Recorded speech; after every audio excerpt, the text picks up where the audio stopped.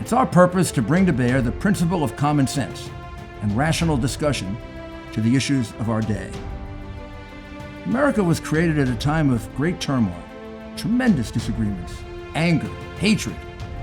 There was a book written in 1776 that guided much of the discipline of thinking that brought us to the discovery of our freedoms, of our God-given freedoms.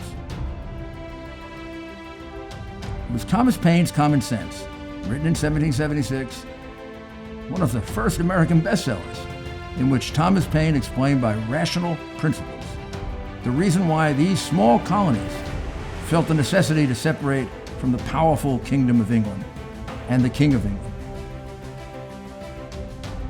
He explained their inherent desire for liberty, freedom of religion, freedom of speech, and he explained it in ways that were understandable to the people, to all of the people. A great deal of the reason for America's constant ability to self-improve is because we are able to reason, we're able to talk to each other, we're able to listen to each other, and we're able to analyze. We are able to apply our God-given common sense. So let's do it.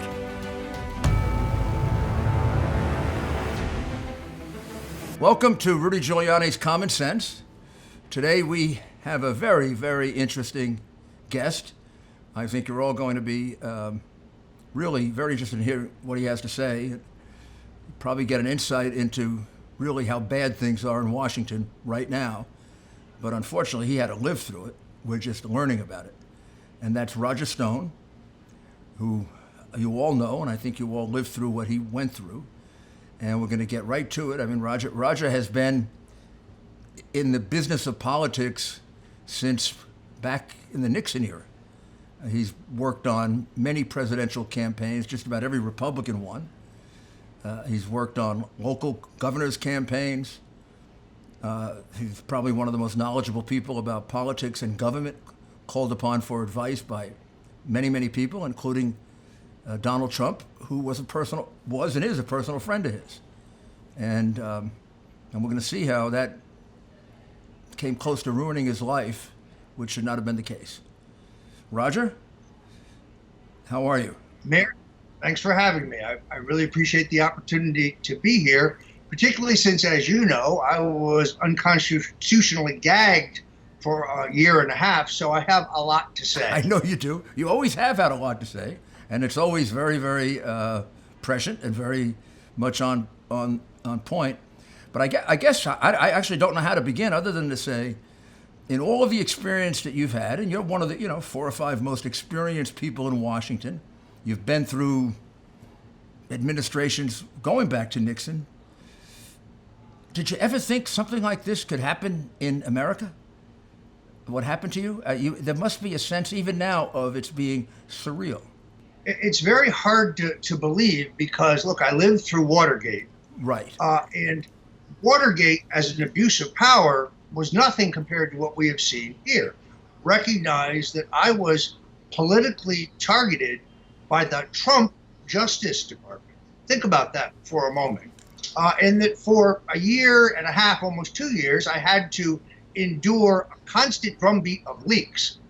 Roger Stone will be indicted for treason. Roger Stone will be indicted for espionage. Roger Stone will be indicted for conspiracy against the United States.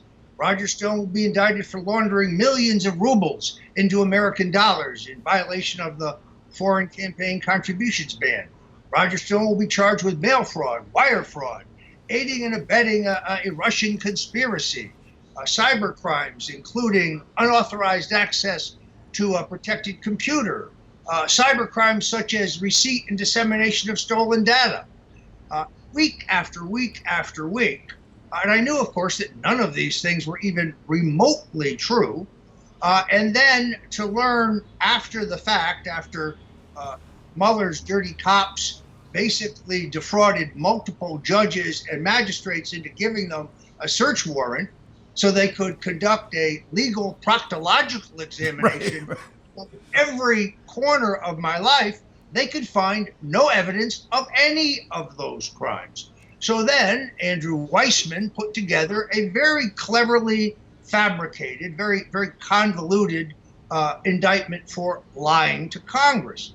the problem with that is that violation of the False Statements Act requires not only that the statement be untrue, but that it be material, Right. that it be relevant, that it be significant, say hiding some other illegal activity, and that you had the intent to lie, which in my case was not true. I was basically charged with misremembering things that I had said that did not hide any underlying or even interesting political crime of any kind. It was very contrived, but then I had the naive view that I was going to get a fair trial. I had the naive view that I could prove the truth, and that did not turn out to be Right. the case. So let's go back and put this together so people can understand it. You were part of, well, first of all, you've been an advisor to then Donald Trump, now President Trump, and probably, as far as I can tell, maybe the first person to really seriously recommend that he run for president. Well, actually, it's interesting. The very first person to come up with that idea was former President Richard Nixon. In his retirement years, Nixon was invited to George Steinbrenner's box at Yankee Stadium on a day in which Sure. Donald was also a guest. It was the first time they met. And I was doing some work for Donald Trump. I was also doing some work for the former president, basically vetting invitations and working on his schedule, occasionally traveling with him when he made speeches. So Nixon called me the next morning and he said, "Well, I met your man." I said, "Really? What did you think?" And he said, "I'm telling you, this guy could go all the way." And I said, "Well, do you think he should run for governor?" He said, No. I mean all the way. If this guy ever decided he wants to be president, I'm telling you, he hasn't," which is a pretty good testimony for a guy who was on 6 national tickets. I think I first put the idea forward on a serious basis in 1988, and Donald Trump was intrigued, but not really interested. This was before 1988, the conversation with Nixon, would you say? Happened about the year before. And 1988 would be around the time that Donald was doing the Woolman Rink with where he was one of his bold moves that made him very popular, where he challenged Koch. Koch couldn't get the Woolman Rink done, corruption, all kinds of other things, and Donald said, I can do it in a year or 6 months or 8 months or whatever it was. And then he got it done in even less time. And under budget, as I recall. And under budget, right. So I first put it forward as a serious idea in 1988. I was able to convince him to make a trip to New Hampshire and just give a speech to the Portsmouth Chamber of Commerce, classic Donald Trump speech. And that day, I remember like it was yesterday. Here's what he talked about. Why are we getting ripped off in all these trade deals? Why aren't our trade deals better? Why aren't our NATO partners, now that they're wealthy, why aren't they paying their fair share? Why should we continue to pay for all their defense? And that the people in Washington are idiots.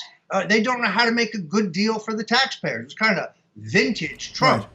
Right. Now the Chamber of Commerce luncheon the week before had been Vice President George Bush. He had a great crowd of about 500, but Donald Trump had 1,500. And there were 2,000 plus people who went out just to see the helicopter land. This was the first time I saw the Trump magic in a political context. Right. And believe me, the place was on fire. So he enjoyed himself, but it was too early, I think. He had real estate mountains to climb yet. He loves what he did. But I think the idea began to take root. Right. I tried again in 2000 to get him to run. He was a good friend of Ross Perot. He was also friendly with Jesse Ventura, who was then the governor of Minnesota, because Jesse had wrestled at the Trump Plaza in Atlantic City. Because of the federal election law at that time, because Perot had run twice so strongly, the Reform Party candidate was automatically entitled to a check for $40 million. And Donald Trump understands the value of other people's money.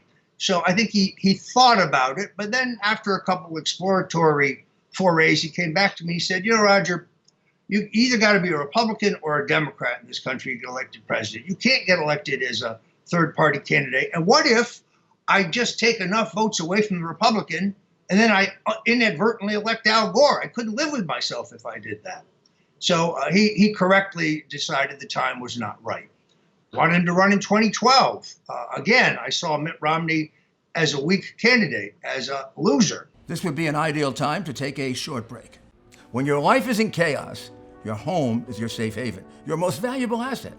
Imagine losing your home to some online scammer.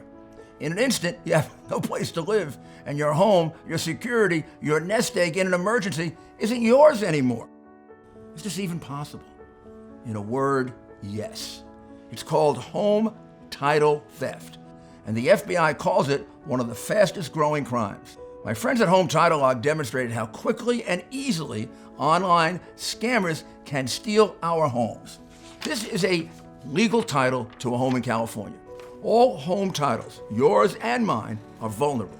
They're kept online, where thieves, foreign and domestic, hunt them. They simply print your home's title, forge your signature, stating you sold your home, put a fake notary seal on it, and refile it as the new owner. In an instant, your home is theirs. Then they can borrow against it, and you'd be responsible for the payments. Or they could try to evict you. I'm serious. Your bank doesn't cover you, and neither does your homeowner's insurance. Home Title Lock does. For pennies a day, Home Title Lock puts a virtual firewall around your home's title. If some cyber thief tampers with your home's title, they're on it, helping to shut it down before you lose your home. Here's what I want you to do. Go to HomeTitleLock.com and register your address to see if you're already a victim and don't know it. You will receive 30 days of free Home Title Lock protection using the promo code Rudy. You need to do this now. Get 30 days of free protection with promo code Rudy at HomeTitleLock.com. Welcome back, and we'll continue our interview with Roger Stone. Let's replay that one time. It's always interesting to say if history had changed. You know it better than I do, but I had the feeling that if he had run in 2012, that he might have won in 2012. Well, I think it may have been yet premature. I think maybe we need 8 years of Obama. I mean, recognizing that I think I actually voted for you in the Florida primary, now that I think about it. But we never had a president who wasn't in public service, who wasn't a governor, a senator, a general, a congressman. Right. And the country had to go through a great deal before they were prepared to think of something entirely different, something new. I think by 2016, Americans were so disgusted with both parties, with all political institutions, right, with the media, that the time was right for an outsider. Those who look at politics in Washington today and try to size it up as Democrats versus Republicans really don't get it. Mm-hmm. It's insiders versus an outsider. It's members of the political establishment versus a reformer. And they don't take kindly in Washington to people who come in and upset the status quo.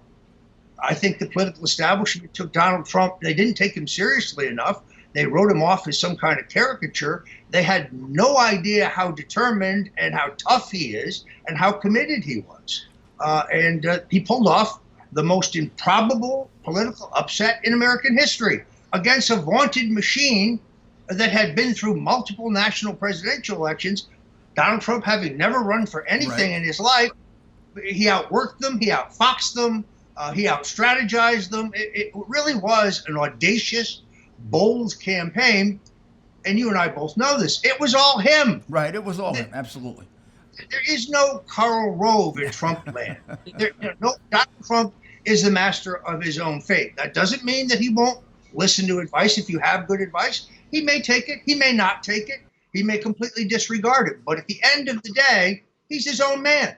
He makes all of his own decisions, and it's worked out pretty darn well. I think it's what the American people certainly wanted in 2016.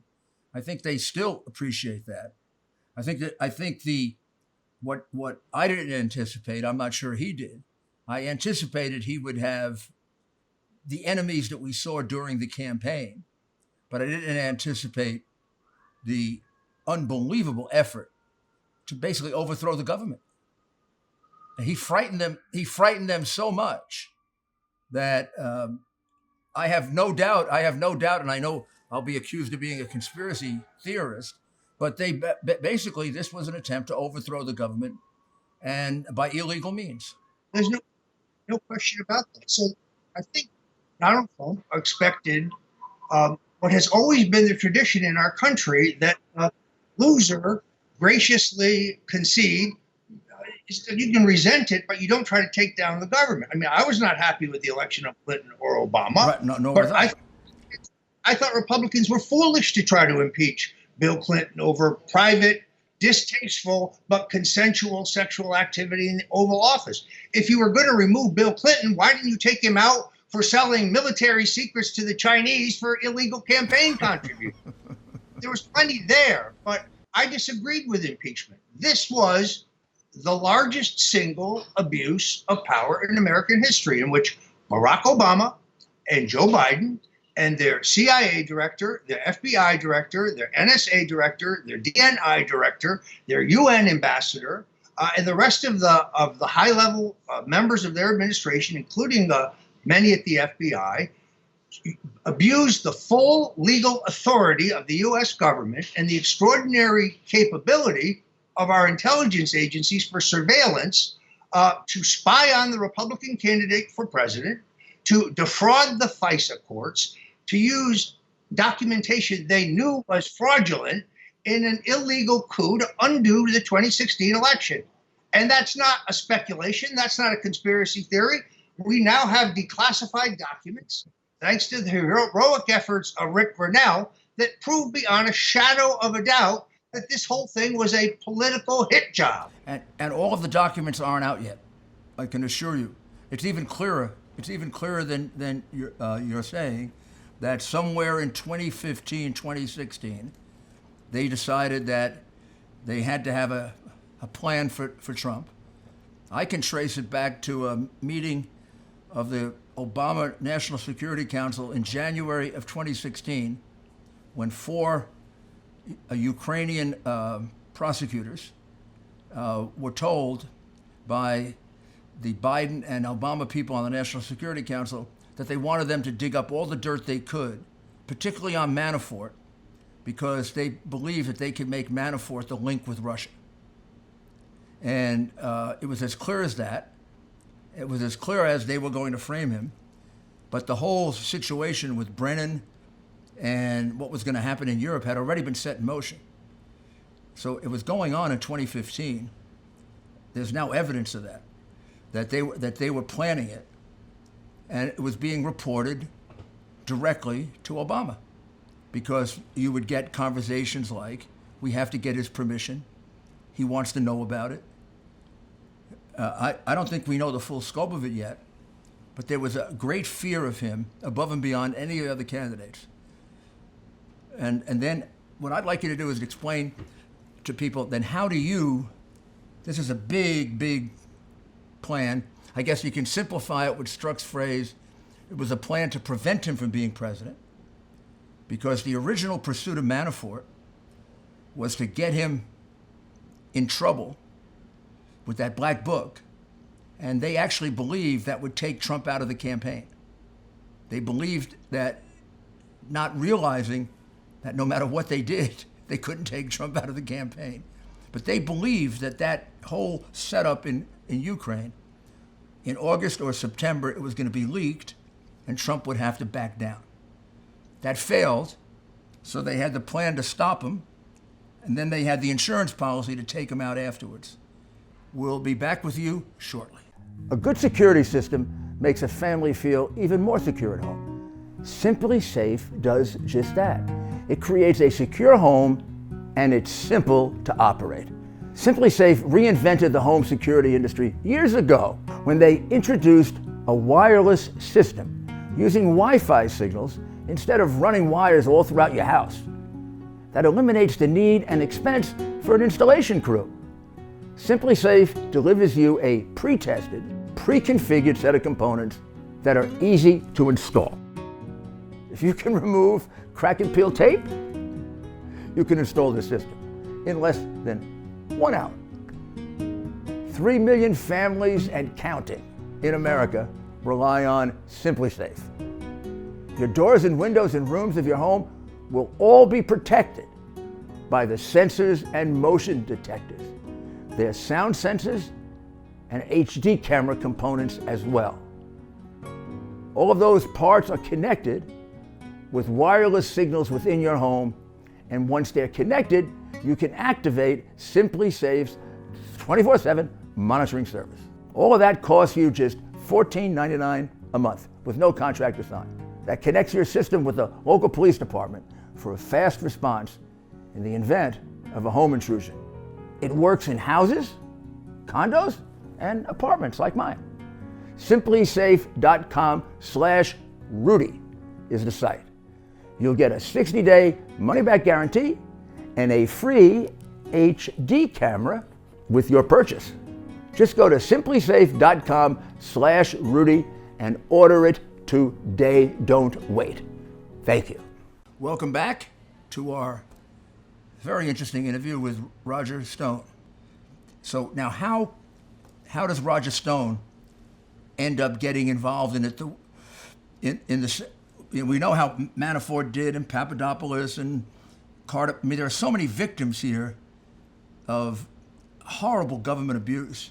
But how did you get so lucky as to be focused on? It's an excellent question, because although I was formally involved in the president's campaign very early in the setup phase, I left the campaign to publish my book, The Clintons' War on Women, which is still the definitive opposition research dump on the epic corruption of both Bill and Hillary Clinton, Bill Clinton's serial sexual assaults on dozens, if not hundreds, of women, Hillary's role in silencing those women. She's the one who hires the heavy-handed private detectives and the nasty lawyers to try to intimidate all of these women. Remember, the mainstream media was very monolithic in the 80s. Many of these stories had been suppressed. Only the story of Juanita Broaddrick had come out. And even then, NBC sat on it for 6 months and didn't broadcast it until Lisa Myers threatened to resign and go public. So there was much about the Clintons to revisit. And the reason it was still germane was because of Hillary's role in covering up various criminal actions. She was running for president. So those who said, well, Bill isn't running, why does it matter? It mattered because of her role in covering up. So I left to write my book, publish my book. I continued to keep in touch with the candidate. I spoke, I wrote, I did surrogate speaking. I did a lot of television interviews because I've known him for 40 years. I knew both of his parents very well. I went to their wakes and their funerals. I helped in the effort to make his sister a federal judge when I worked for one of our greatest presidents, Ronald Reagan. She was a great federal judge. She was, as you know, very highly regarded federal judge. Mm-hmm. I knew Donald's brother-in-law, John Barry, was a great lawyer, was a close friend of my client, Governor Tom Kean of New Jersey. So I had this long association. Donald Trump and his wife, then Marla Maples, actually his fiance, attended my wedding when my wife and I got married. I was there when he married Melania. We were honored guests there. So I have a great affection for Donald Trump and his family. I don't know his children that well because they were very young when I was more deeply involved with them. But I like everything that I see. I particularly like Don Jr. because he's got huge courage. He's out there back. Yeah. And I like that style. So what's interesting is when Rod Rosenstein testified before the Senate Judiciary Committee just a couple weeks ago, he specifically said that he did not approve the investigation into Roger Stone. Well, first of all, that's not true. He did exactly that. He signed the scope memo on October 26th, 2017, which is 3 months after Robert Mueller already knew there was no Russian collusion. So I think I was gratuitously targeted initially. This prosecutor, Aaron Zelinsky, right, who tries to pass himself off as a non-political career line prosecutor, but who was in fact deputy counselor to Hillary Clinton at the State Department. The guy is an epic bully in the Weissman mold. He's a pompous, arrogant. They dragged 19 of my current or former associates associates in front of the grand jury, he not only threatened them, but he threatened their lawyers. At one point, Dennis Vacco, who you know well, was representing Michael Caputo. And when Vacco objected to the form of a question, Zelensky shouted at him, "I am the government. I will ask any question I want." Yeah. This guy is not mentally well. In any event, he was like Ahab with the white whale. He was convinced that I had advanced copies of the WikiLeaks disclosures. He was convinced I knew about the source and content of them, which of course I didn't. There was never any scintilla of evidence to the contrary. I teased the WikiLeaks disclosures on my Twitter feed because I didn't want the mainstream media to sweep them under the carpet, and for no other reason. But he was absolutely convinced that I had them somewhere and I was hiding them. And when that didn't turn out to be true, when they could find no Russian collusion, no WikiLeaks collaboration, that's when Weissman essentially put together this contrived lied to Congress charge. And then to make it sound nefarious, they added a witness tampering charge when the guy who I'm accused of witness tampering with had in fact told other exculpatory witnesses in my case that he would shoot them in the head if they contradicted him in front of the grand jury. He, of course, was not charged with witness tampering. They ignored multiple exculpatory witnesses. They ignored 30 pages of text messages that proved that Randy Credico was my source on a very limited basis. Mayor, all I knew was that Assange had already announced that he had information on Hillary, and I was told it was significant, that it was controversial, that it would really have an impact, and that it would come in October. Not exactly a state secret. Every reporter in America knew this. Every Politico in the country was anticipating it. But in the end, I was convicted of misleading Congress about the Trump campaign's interest in WikiLeaks, which is, of course, not only not illegal, but candidate Trump himself talked about it on 142 occasions in September and October. Of course you'd be interested in it. Of course, you're running against this person for President of the United States, and there's this prospect that all this very damaging information is going to come out about her. Of course you're going to be interested in it. You would be not human. But I happen to know, Roger, and I don't know if you and your lawyers knew this, they were interested in you at the time that they became interested in Manafort, because you had been a partner of Manafort's years ago, and I think remained a good friend of his. And the way they saw it, this is back in January, February of 2016. The way they saw it, Manafort was not that close to Trump over the years. That somehow you were involved in the middle of that Trump-Manafort relationship, and either would know, because they were convinced that Manafort was his connection to the Russians, that you would know about that connection to the Russians, or possibly have been part of it. So then when the WikiLeaks thing came about, and their suspicion about that, they added that to the Manafort thing.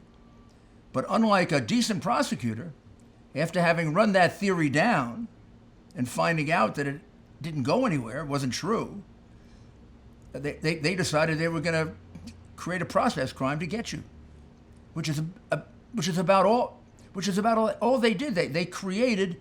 This is a special counsel who created crimes. The background on this, which I think is important to understand, is that Donald Trump had gone through the primaries and caucuses and in a few places state conventions and rolled up more than enough delegates to be nominated on the first ballot. But because this was a grassroots insurgent campaign and there weren't that many experienced people involved, nobody had been paying attention to who the various state chairmen or state committees were placing on the credentials, rules, and platform committees, which, as you know, govern the conduct of the convention. In 1952, Senator Robert Taft showed up at the convention in Chicago with more than enough votes to be nominated on the first ballot. And the Eisenhower people outmaneuvered the Taft forces on the Credentials Committee and stole the nomination from Bob Taft and nominated Dwight Eisenhower, went on to be one of our greatest presidents. Paul Manafort's expertise, because he and I are both from Connecticut, the last state in the country that nominates their statewide candidates for state and federal office by convention, the same convention rules as the Republican National Convention. By the way, the same convention rules as the Young Republican National Convention. Manafort had a niche expertise. He had done it for Gerald Ford. He had done it for Ronald Reagan. And I was beginning to be concerned because Jeb Bush and Ted Cruz and John Kasich had formed this alliance to try to stop Donald Trump. And I remember very distinctly on a Sunday afternoon, the candidate called me and he said, I've won all these primaries and caucuses big. Can they really steal the nomination from me? I said, not only could they, but they're going to try. And he said, well, what do I do? And I said, you have to get an experienced convention manager because nobody's been paying attention to this, and it can be handled, but you need a vote count. You need to find out who on the committee is yours, who's hostile, and so on. And he said, well, who would you recommend? And I said, well, you've met Paul Manafort. You know Paul. This is his specific area of expertise. And Donald said, well, Tom Barrack suggested that as well. And I said, well, Paul and Tom are very good friends. I think Paul would, I know he supports you. I've talked to him. He's a supporter of yours. I think he would jump at the opportunity. But the idea here was a limited role for Manafort that went through the convention. I think that candidate Trump was so impressed with Paul's kind of crisp efficiency that he asked him to stay. Now, I know firsthand from a number of reporters who happen to be at our favorite newspaper, the New York Times, that the Clinton people were petrified about Manafort's competence. He is a highly capable individual, regardless what you think of him in any other way. He's not a very good dresser, in my opinion, but this is his area of expertise. He's very disciplined, and he's a great political organizer and manager. They wanted Paul Manafort out of there for a second reason. They thought that taking on an insurgent grassroots campaign, in which, let's face it, there were many, many people attracted to Donald Trump's candidacy who'd never been in politics before. So they wanted Manafort gone. I think this is one of the reasons why they cooked up the phony ledger and put it on page 1 of the New York Times. I've never seen their retraction on that story, by the way. But to get him out of there. The only Russians I met in 2016 was the FBI informant that they sent to see me to try to entrap me. In a very odd sequence of events, a man calling himself Henry Greenberg contacts one of my longest friends, Michael Caputo, and says, I have information of great value to Donald Trump, and I want to get it to him. I want to meet Roger Stone. And Caputo kept bugging me about this. As you know, Mayor, in a presidential campaign, a lot of stuff comes in over the transom. Much of it's worthless. Right. Some of it is valuable. You just never know. So I agreed to meet this fellow, Greenberg, not his real name, in a cafe in Sunny Isles, Florida. It was a 12-minute meeting because he told me he had this information. He was wearing a Trump T-shirt, a Make America Great Again cap.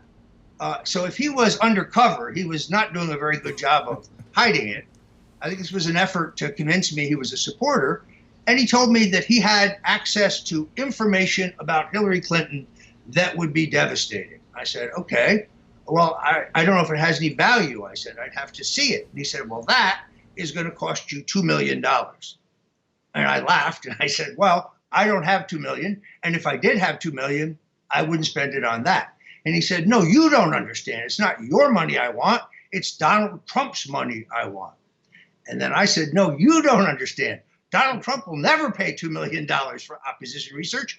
And then we can't even get him to pay for polling. So I said, in all honesty, I really have no interest. I have no interest. It was nice to meet you. Good luck and God bless. And I left. Only later did I find out that he was an ethnic Russian. I knew he was Eastern European. He was a formidable guy, big, tall guy with a mustache. Only later did I find out that he was in the country on an informant's visa signed by the head of the FBI in the Miami office. One of 9 such informant's visas that he had because back in Russia, he had been convicted of a violent crime with a gun. You'll find this nowhere in the Mueller report. They talk about the meeting, but they conclude that it could not be ascertained, it could not be proven that Greenberg was in cahoots with the Russian government. First of all, they know his real name. They didn't use it. Why don't they use his real name? Because his real name would trace back to the fact that at the same time they were approaching George Papadopoulos, and the same time they were approaching Carter Page, May of 2016, prior to the formal opening of an investigation. These are human assets. They made this pass at me, and I turned it down flatly. And then we later learned who he really was. No, Mueller had no interest in this at all for some strange reason. Well, there's many, many things that he had no interest in that would have been entirely exculpatory. Roger Stone's story, as you can see, is very important and very complex. It's very important because it illustrates probably as well or better than any other case a real problem for our country today. And that is the double standard, the way he was treated as opposed to the way the witnesses in the Hillary Clinton investigation were treated, all of whom were given immunity, never were questioned, never were pressured, certainly were never persecuted, and were never prosecuted. And why was he singled out for this kind of treatment? Only because of the difference in the way the corrupt Justice Department handles Republicans and Democrats. And we've gotten some of it, but it will require another episode to get the rest of it, as well as taking advantage of what is his substantial expertise in politics and see where he thinks things are right now. I mean, after all, this is the man who recognized 20 years earlier that Donald Trump could be the president of the United States and never really lost confidence in that. It'd be really interesting to see what he thinks the president's chances for re-election are and how he would see the president maximizing that in the weeks that remain before the election. So we'll be back with the second episode very shortly of the interview with Roger Stone.